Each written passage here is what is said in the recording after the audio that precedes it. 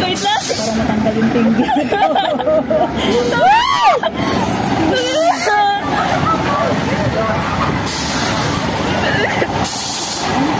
Wait lang, Manda.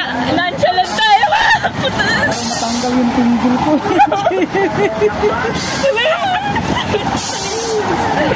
Walang inchi. Mama! Hawak ka dyan!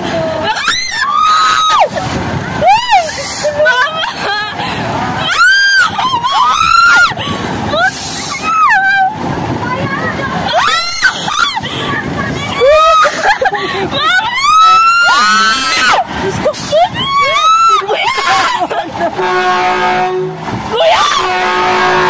Itigil mo na! Kuya! Ayoko na! Tanggal yung tinggil ko, kuya! Talaga.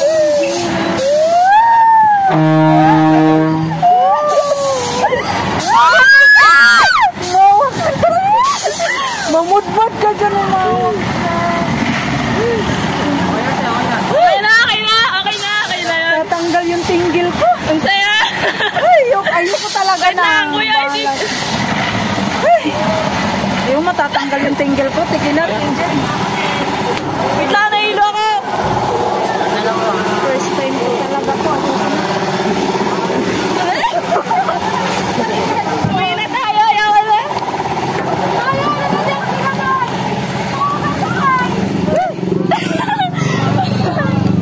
Para matanggal yung tinggil Wait lang, ko. gagi na Yung dulo ng tinggil ko na po. Pawisan? Diyos ko, ayoko nakakatakot. Nakakahilo. Yung pag-angat ng ganun, kala mo babaliktad ka na. Ayun na, sumakay. Ayoko na. Tumama ka na talaga. Sexy oh.